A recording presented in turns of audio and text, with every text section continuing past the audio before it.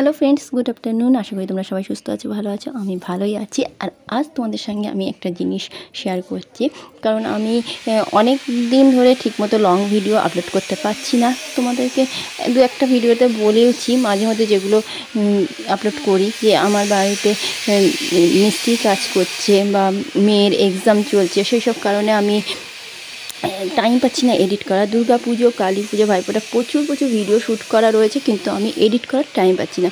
তো তোমরা হয়তো ভাবতে পারো যে এতদিন ধরে কী না জানি কাজ হচ্ছে মিস্ত্রি, তো সেইটাই আমি ভাবলাম একটুখানি তোমাদেরকে দেখিয়ে দেই।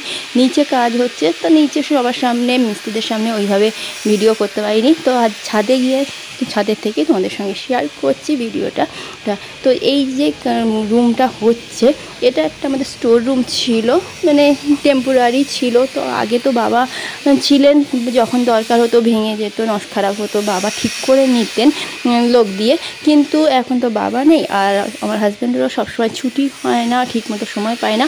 সেই জন্য ওই ঘরটা ভেঙে একদম পার্মানেন্টলি একটা ভালোভাবে ঘর করা হচ্ছে। কেননা ওর মধ্যে শুধু যে মানে যেগুলো ইউজ হয় না, বাজে জিনিস রয়েছে তা না। ওই ঘরের মধ্যে আমরা যখন চলে আসি, আমার কিছু জিনিস আছে যেগুলো ভালো, মানে ইউজ হয় না কিন্তু ভালো, তো নষ্ট হয়ে যাবে। সেই জন্য সব জিনিস সুন্দর করে গুছিয়ে রাখার জন্য ঘরটা একটু ভালো করেই করা হচ্ছে, আর একটু বড় করে করা হচ্ছে, যাতে গ্যারেজ হিসাবেও ইউজ করতে পারি, মানে গাড়ি রাখতে সুবিধা হয়। তো সেই জন্য একটু বড় করে করা হচ্ছে। আর ঘর থাকলে তো কাজে লাগেই, বাড়িতে কোনো অনুষ্ঠান হলে নিচে যেহেতু ঘর হচ্ছে, সেহেতু অনেক কাজেই লাগে।